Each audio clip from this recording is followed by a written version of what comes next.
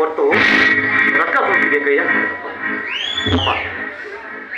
ಕೇವಲ ಹೆಣ್ಣಿನ ಹುಡುಗಿ ತೊಡಿಗೆ ಅಂತ ಚಂದವನ್ನು ನೋಡಿ ಮದುವೆ ಆಗೋ ಕಾಮುಕರು ಹೆಚ್ಚಾಗಿರೋ ಈ ಹಳು ಸಮಾಜದಲ್ಲಿ ಅಂಧಕರ ಅಂದವನ್ನು ಅರಿತು ಮದುವೆ ಆಗೋ ಸವಿಚಾರಿಗಳು ಯಾರು ಇಲ್ಲಪ್ಪ ಯಾರು ಪ್ರಪಂಚ.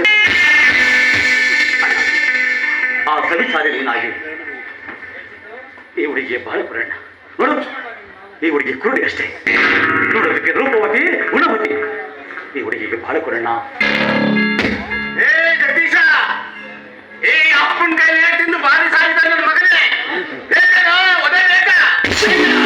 ಅಪ್ಪ ಹೊಡಿಯಪ್ಪ, ಹೊಡಿದೆ ನನಗೆ ಯಾರಪ್ಪ ಹೊಡಿಯಕ್ಕಾಗತ್ತೆ?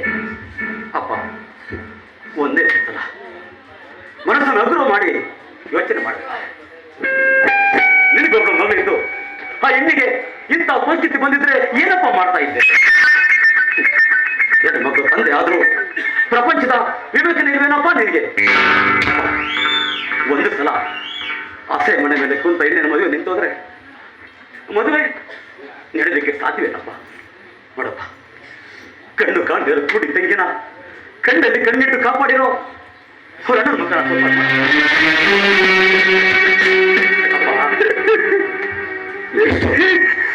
ಎಷ್ಟೋ ಸಂಸಾರಗಳಿಗೆ ನ್ಯಾಯವನ್ನು ಕೊಟ್ಟು ಎಷ್ಟೋ ಸಂಸಾರದ ಉದ್ಧಾರ ಮಾಡಿರೋ ವಂಶನಪ್ಪ ನಮ್ದು. ಅಂತ ವಂಶದ ಆಗಿ ನಾವು ಇವತ್ತು ಒಂದು ಹೆಣ್ಣಿನ ಬಾಳು ಹಾಳು ಮಾಡಿದ್ರೆ ಸಮಾಜ ನಮ್ಮನ್ನ ತೂಚಿ ಅಂತ ಉಗೀತಪ್ಪ. ಅಷ್ಟೇ ಅಲ್ಲಪ್ಪ, ಒಂದು ಹೆಣ್ಣಿನ ಶಾಪ ನಮಗೆ ನಮ್ಮ ವಂಶಕ್ಕೆ ತಡದೆ ಬಿಡದಿಲ್ಲಪ್ಪ. ಅಪ್ಪ ಕಾಲಿಗೆ ಬಿಡ್ತೀನಪ್ಪ, ನನಗೆ ಹೇಳಿ ನಿಮ್ಮ ಮದುವೆ ಒಪ್ಸಪ್ಪ ಪ್ಲೀಸ್, ಮದುವೆ ಆಗೋಣ ಪ್ಲೀಸ್. ನೀನು ಈ ಕುಡಿನ ಮದುವೆ ಕೈ ಉದ್ದರಿಸಬೇಕೆಂಬ ಆಸೆ ನಿನಗಿದ್ರೆ ಈ ಮದುವೆ ಆಗ್ಬಾರ್ದು. ನನ್ನ ಮದುವೆ ಆಗ್ತಾ ಇದ್ದೆ ಅಣ್ಣ. ನೀನು ನಡೀತಾ ಇರೋದು ಅಣ್ಣನ ಮದುವೆ. ಅಣ್ಣ ಮದುವೆ ಆಗದೆ ತಮ್ಮ ಮದುವೆ ಆಗುತ್ತೆ ಅಣ್ಣ. ಜನ ಏನಂತಾರಣ್ಣ? ಆಗಪ್ಪ, ಯಾರು ಬೇಡ ಅಂದರು, ನೀನೇ ಆಗು.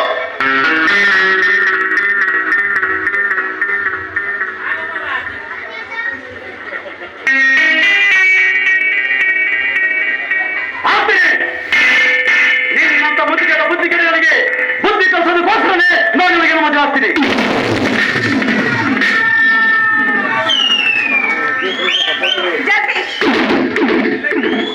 ಆಲೋಚನೆ ಮಾಡ್ರಿ, ಅವಿವೇಕತನಕ್ಕೆ ಕೈ ಹಾಕಕ್ ಹೋಗ್ಬೇಡಿ. ನಿಮ್ ಜೊತೆ ಓದ್ತಿದ್ಲಲ್ಲ ಆ ಹೆಣ್ಣು ಕಾಲೇಜಲ್ಲಿ ನಾನು ಹುಡುಗಿನ ಪ್ರೀತಿ ಮಾಡಿದ್ದೀನಿ ನಿಜ. ಆದ್ರೆ ಆ ಹುಡುಗಿಯಲ್ಲಿ ಸುತ್ತಾಡಿದ್ದೀನಿ, ತಿರುಗಾಡಿದ್ರೆ ಹೊತ್ತು ಆ ಹುಡುಗಿ ಶಿರನ ಹಾಳು ಮಾಡಿದ್ವಲ್ಲ. ಆ ಹುಡುಗಿ ಬೇರೆ ಯಾವ್ದಾದ್ರು ಮದುವಾಗಿ ಸುಖವಾಗಿರ್ಬೋದಲ್ಲ. ನಿಮ್ಮನ್ನ ತನ್ನ ಹೃದಯದಲ್ಲಿ ದೇವರು ಅಂತ ಪೂಜೆ ಮಾಡ್ತಿದ್ದಾಳೆ ಅಂತ ಹುಡುಗಿಗೆ ನೀವು ಮೋಸ ಮಾಡಿದ್ರೆ ಆ ದೇವರ ನೆಚ್ಚಿನ ಆಮೇಲೆ ದೇವರು ಏನ್ ಮಾಡ್ಬೇಕು ಅಂತ ಅದುವರೆಗೆ ಚೆನ್ನಾಗಿ ಗೊತ್ತು.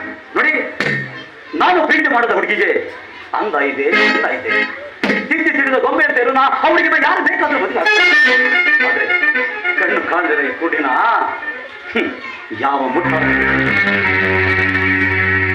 ಮುಟ್ಟಾಳ ಮಾನವತೆ ಈ ಹುಡುಗಿನ ಮದುವೆ ಆಗಿ ತನ್ನ ಮನೆ ನಿರ್ಧಾರ ಹೇಳಿದ್ದೀನಿ. ಜಗದೀಶ, ನನ್ನ ಮನೆ ಮಾನ ಮರ್ಯಾದೆ ಬೀದಿ ಪಾಲ್ ಮಾಡಿ ಈ ಗುಡಿ ಮದುವೆ ಮಾಡಿ ಕೊಟ್ಟಿದ್ದೀನೋ ಇಲ್ಲ, ನಾನಿನ್ನು ಜೀವಂತ ಬದುಕಿದ್ದೀನಿ. ಏನಿದ್ರು ನಾನು ದೋಷಿ ಹುಡುಗಿನೇ ಮದುವೆ ಆಗ್ಬೇಕೇನೋ ಅದು ನಿನ್ನ ಕರ್ತವ್ಯ. ನಿಜ, ನೀವು ಹೇಳ್ತಿರೋ ಮಾತು 100ಕ್ಕೆ 100 ನಿಜಪ್ಪ. ಆದ್ರೆ ಜೀವನವಿಡಿ ನನಗೆ ಸಂಸಾರ ಮಾಡೋ ಸಂಗಾತಿಯನ್ನ ನಾನು ಮೆಚ್ಕೊಂಡಾಗ ಮದುವೆ ಮಾಡಬೇಕಾಯ್ತು ತಂದೆ ತಾಯಿ ಕರ್ತವ್ಯ. ನೀನು ದುಡ್ಡು ಸರಿಯಾಗಿದೆ, ನಾನು ರಾತ್ರಿ ಗಂಟ ಬಾವಿಗೆ ಆಮೇಲೆ ಬಿದ್ದಂಗೆ ಬೀಳ್ತಾ ಇದೆಯಲ್ಲೋ, ಈ ಕುಡಿ ಮದುವೆ ಕೊಂಡಿದೀಯಾ ಬಾಳ ಅನುಭವಿಸ್ಬೇಕಾಗುತ್ತೆ. ಎಚ್ಚರಿಕೆ ನನ್ನ ಮಗನೇ.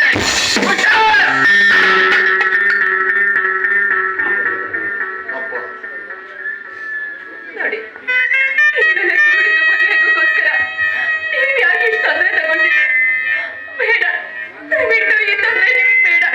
ನೋಡಿ, ಯಾವ್ದಾದ್ರೂ ಒಂದು ಒಳ್ಳೆ ಹುಡುಗಿನ ಮದುವೆಯಾಗಿ ನಿಮ್ಮ ಜೀವನದಲ್ಲಿ ಸಂತೋಷವಾಗಿ ದಯವಿಟ್ಟು